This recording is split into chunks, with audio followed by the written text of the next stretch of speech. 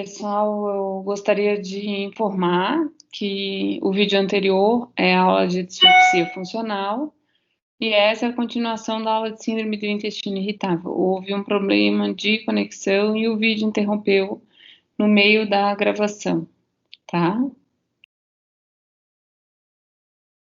Então, no vídeo anterior falamos na ausência de sinal de alarme, agora vamos falar na presença de sinais de alarme e realizar o teste sanguíneo, exame de fezes, intolerância à lactose, antitransglutaminase e dosar IgA, ou antiendomísio, IgA e dosar IgA, ou antiendomísio, antitransglutaminase e dosar IgA. Endoscopia, colonoscopia ou trânsito delgado, depender do caso clínico.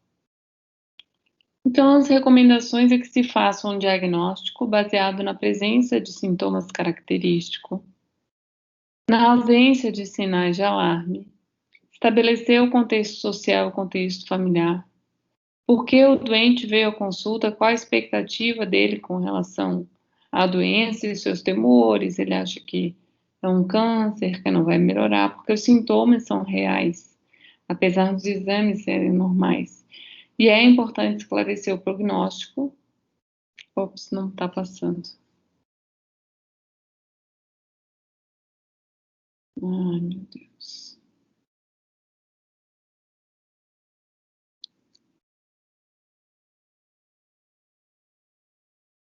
Vai assim mesmo. Então, é importante esclarecer o prognóstico, porque na maioria dos casos não há uma cura para a doença, existem períodos de remissão, períodos de piora, e os sintomas tendem a durar para o resto da vida. Você deve afirmar que sabe que os sintomas são reais, mesmo com exames normais, que você entende o paciente, que a síndrome do intestino irritável é uma doença do intestino, mas a recomendação é que se investigue somente na presença de sinais de alarme, se houver mudanças no quadro clínico e se não houver resposta ao tratamento. Mas, por exemplo, vamos supor que o paciente não tenha sinais de alarme, nem tenha mudado o quadro clínico, mas que a avó tenha acabado de morrer de câncer do intestino e ele esteja muito preocupado. Então, é natural que ele queira realizar um exame complementar mais acurado, nem que seja um hemograma para ver se não tem anemia, alguma coisa do gênero.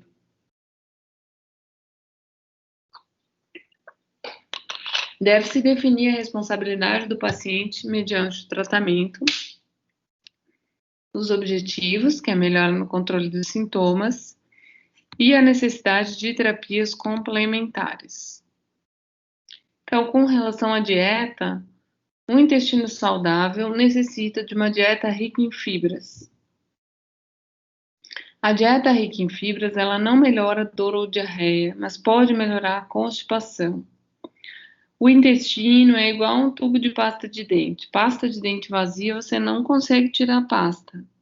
Então, você precisa ter uma pasta de dente cheia e aí uma pequena onda peristáltica vai produzir a evacuação de uma grande quantidade de fezes.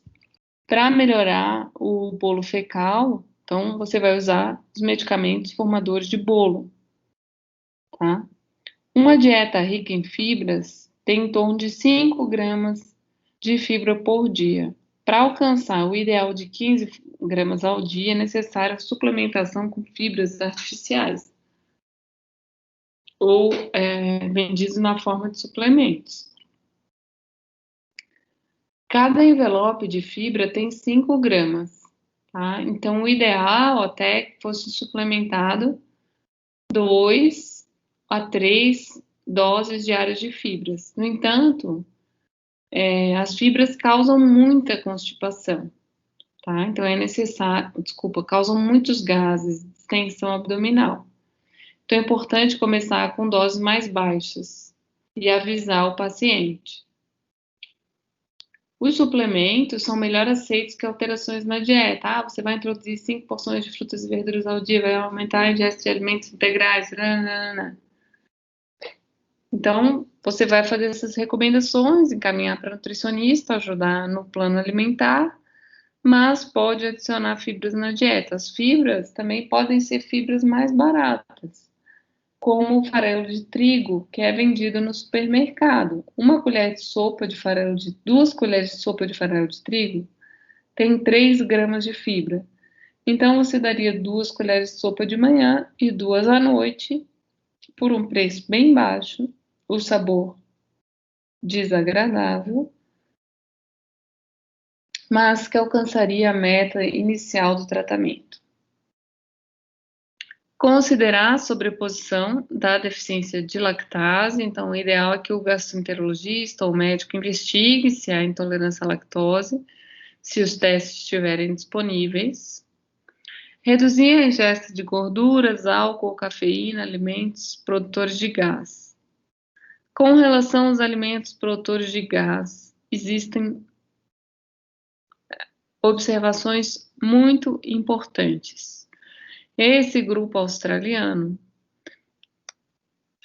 desenvolveu uma nova estratégia para retirar os alimentos produtores de gás na dieta. Desde os anos 80, essas recomendações são feitas, mas eles dividiram os alimentos produtores de gás em grupos e deram o nome da dieta de dieta sem FODMAPs, ou FODMAPs em inglês.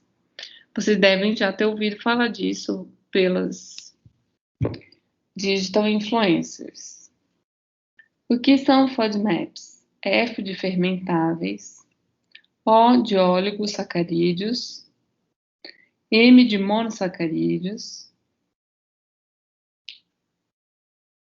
e P de polissacarídeos.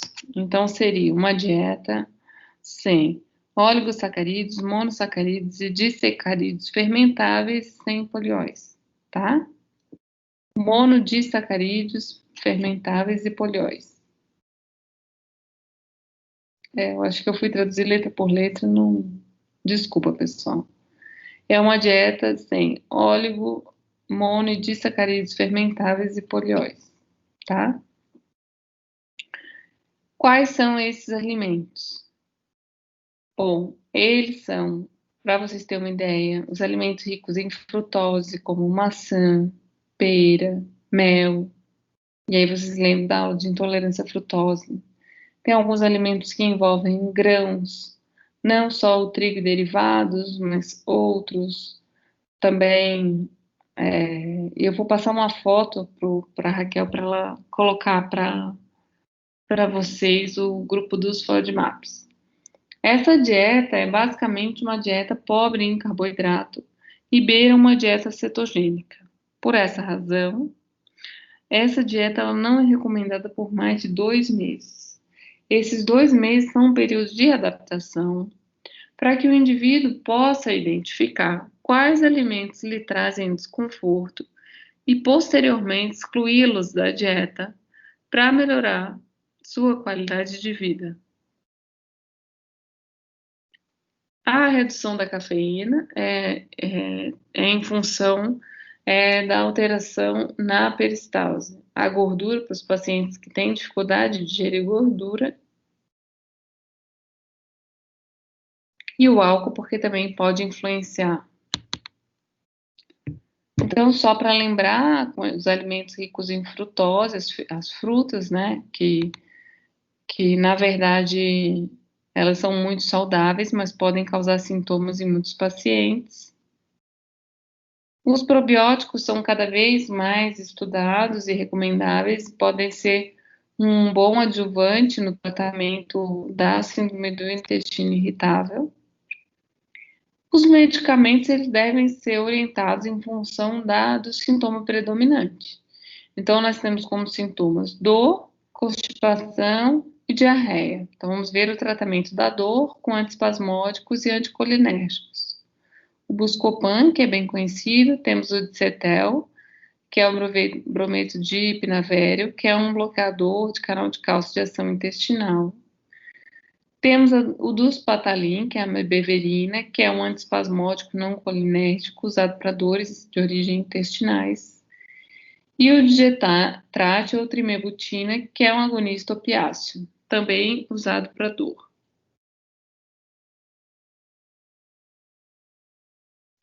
Temos os antidiarreicos, que vocês conhecem da aula da diarreia. A loperamida não tem contraindicação na síndrome do intestino irritável. Tiofan também pode ser usado, mas aqui a loperamida tem um papel já mais estabelecido. A colestiramina pode ser usada para tratamento empírico de má absorção de sais biliares, por exemplo, nos pacientes costectomizados.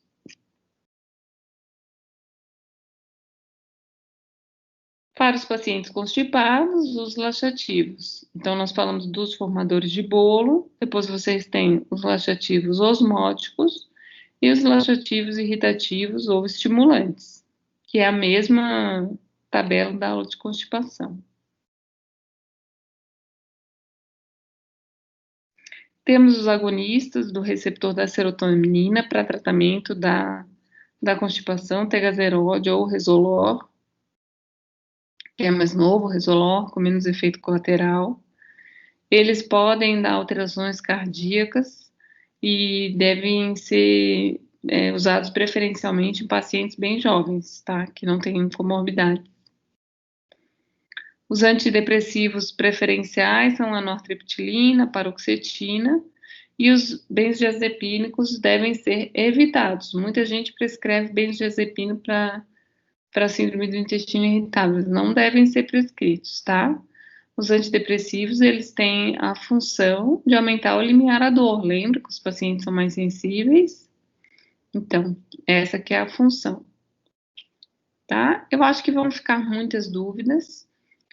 De qualquer forma, tem gravada uma aula da professora Maria do Carmo Fritz Passos, que é professora da Universidade Federal de Minas Gerais, que eu peguei no site da Federação Brasileira de Gastro. Se vocês puderem assistir, seria interessante. Então, nos encontramos na aula teórica de sexta-feira, às 10 horas, tá bom? Então, eu vou parar a gravação.